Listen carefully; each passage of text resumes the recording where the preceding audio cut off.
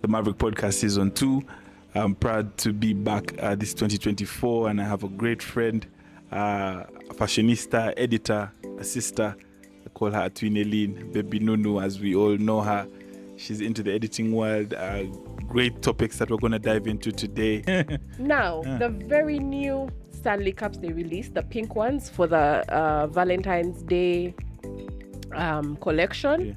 It's Stanley and Starbucks. Okay. Stanley x Starbucks. And guess what also comes out as a promo for Starbucks? Bring your own cup. And I hope you'll all enjoy. Like, share, subscribe. We're the Maverick Podcast UG. The Maverick Podcast UG. We didn't want to go away today, but again, I'm still here with fresh off the boat, Baby Nunu, Atwiine Lyn.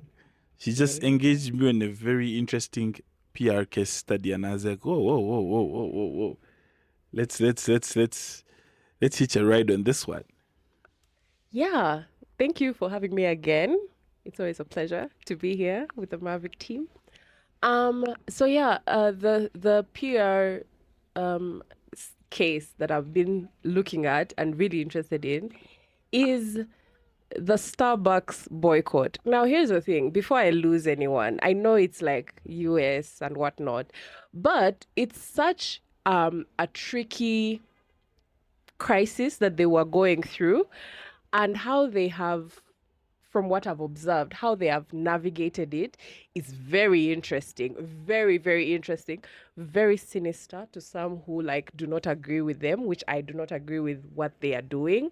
But it's interesting to see how a big business like that is just not going to tap out by any means. So a little bit of background. It was established that they were supporting Israel monetarily. They were donating to Israel and their army, I guess. And so people were like, you know what, let's vote with our dollar. Let's stop purchasing. Let's stop buying Starbucks coffee. Which for some, they were very skeptical about how, how impactful a boycott like that would be. And yet it actually was impactful, because for the time that they had started boycotting it, they lost $11 billion in shares in, I don't know. No, it wasn't in sales. It was in market shares. Their shares were dropping. And so of course, they were in crisis mode. They're like, how can we fix this? How can we stop this? But here's the thing.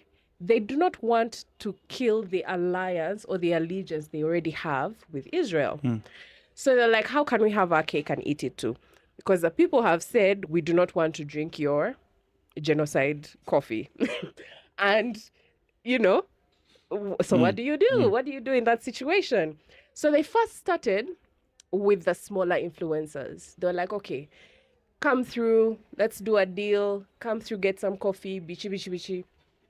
And they realized that people were getting completely obliterated online for just having a Starbucks coffee cup in the video with them. Like someone is making those car videos or, talking about their day, and they have a Starbucks cup in the coffee. Guys are like, boycott, Palestine flags, watermelons.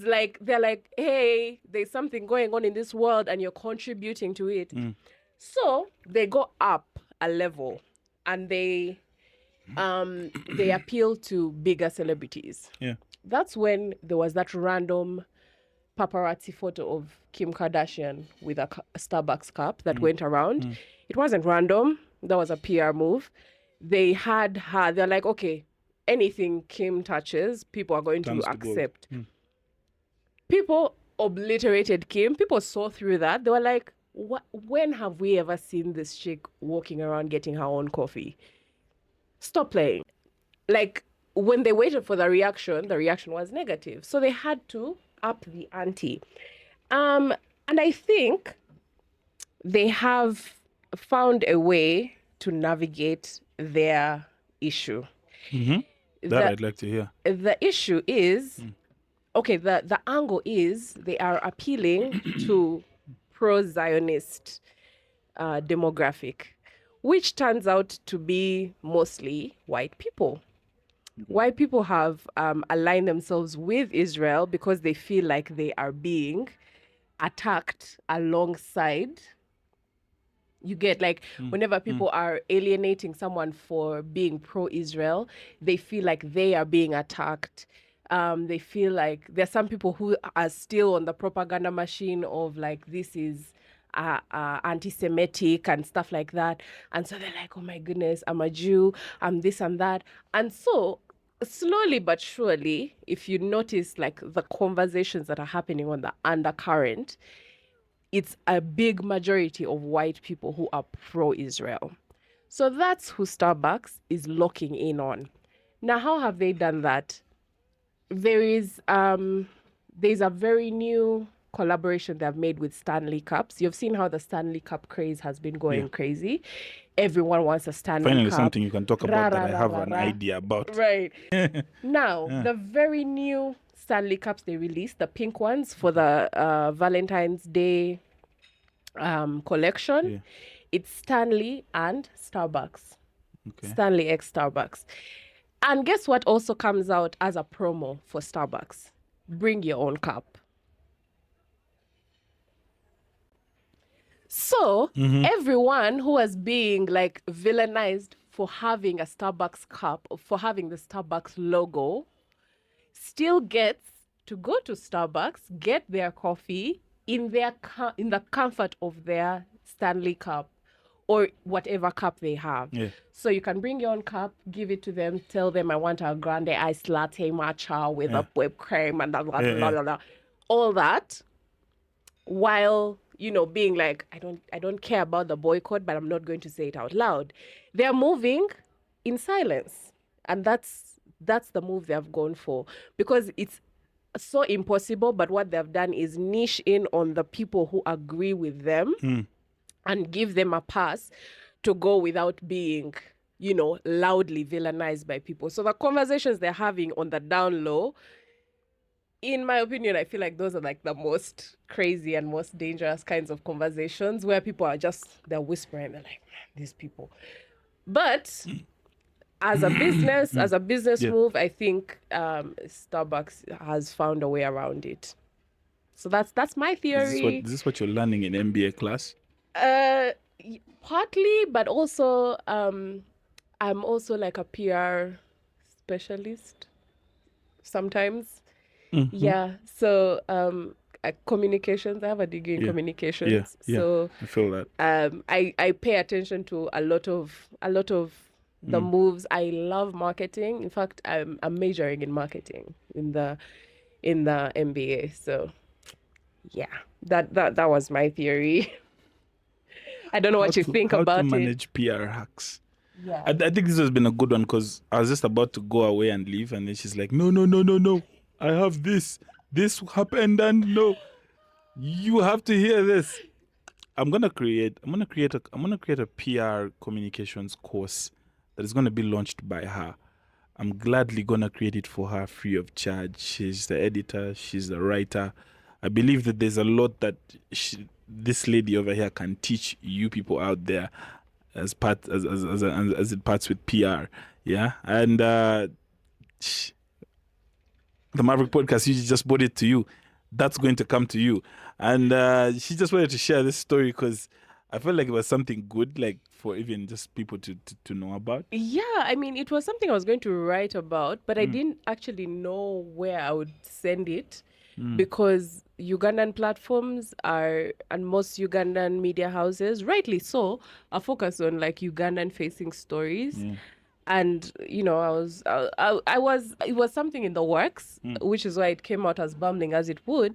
But if I'm to write it out fully, then of course it would have facts and images and all that fun stuff. A lot more percentages. Yeah, and a few lot of more those of that. things. But yeah, that was a theory. I have so many of those. I just been noticing things, and I'm just like, she's just using the opportunity that I'm here so that she can just get everything done.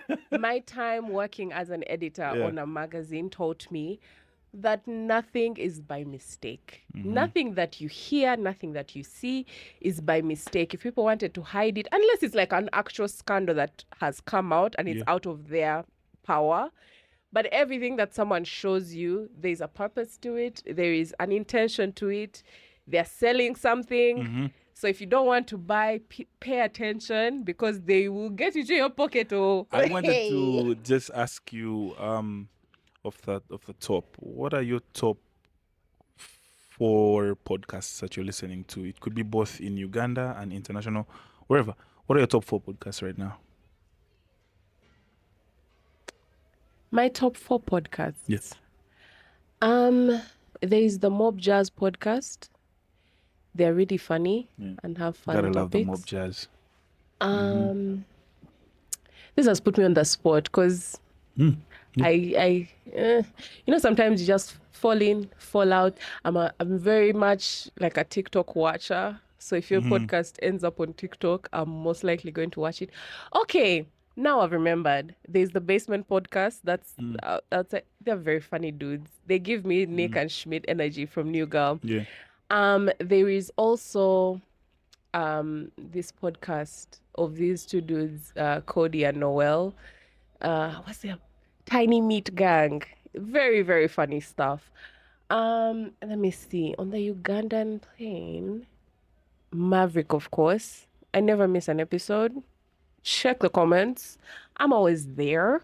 Fossy mommy. Period. But apart from that, I think I'll give you those are top 4. Yeah. That works. Personally, I think I have categories to this whole thing. I'm both into sports and I'm both into also just regular life, movement, growth. Internationally, I'm watching I follow mostly the Joe Biden network. Because of what they talk about, their depth in what they talk about. Just as they're like the mob jazz podcast of those ends. Yeah. Then number 2, I follow the Think Media podcast. Think Media has really helped me grow my confidence in what I want to do and how I want to come onto social media, especially YouTube growth. They just give me so much insight into the media game. Then number 3, I'm following a guy called Marcus Y. Rogier, how to monetize content. That's what I'm working on. That's the big key secret that Maverick is working on. Yeah.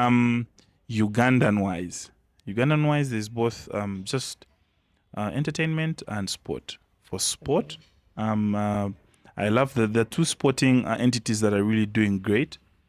That I just must recognize. Fat Cats podcast is really doing great for the rugby scene and the rugby game. 2 Bob Sports as well. So those are the 2 channels that I'm majorly following sports-wise in Uganda. Ugandan podcasts, of course, MJB, the Mob Jazz podcast, the Unpopular Opinion. I love How could I forget that? Yeah, you forgot the Unpopular Opinion. I Really, love really, those guys. Love those girls. They're really doing some great things out there. There's Lisa. Mona Lisa, she's married and she does a whole marriage segment. I follow Lisa. And of course, Lisa Kusima. Lisa Kusima. I follow her on Instagram, Lisa but I've Kusima not seen her podcast. Is really cool. She does YouTube content as well. Then of course, I think it's A2A, the A2A podcast by my brother and friend Gabatu Musime and Jacob Play One. Yeah. A2A has been great because they're all about mindset shift. They're all about, they have conversations with people who are allergic to average. Oh. And that's what A2A means. Okay. So that's just basically what I'm listening to and following from the Ugandan scene. There's also some marketing consultants that I picked up on, CDJ consultants. Okay. So they are 2 dudes that are doing a whole lot of work in the marketing space. So that's who I'm following at the moment. Fun. Yeah. Like yours is so much more serious than mine. Me, I'm just there for the laugh. No, but I feel like also hosting you for these 2 episodes just gives me also a fresh perspective on how to present things and speak about things. You're really well spoken, and you do know how to articulate certain points and issues out there. So I always try to do my best to learn from someone. Yeah. Interesting. The Maverick Podcast UG. Like, share, subscribe as well. Link it in the description. Just comment, and if you want to join the Maverick community, just say I am Maverick in the comments. We'll add you in there. This has been a PR session with my girl, baby Nunu, right here.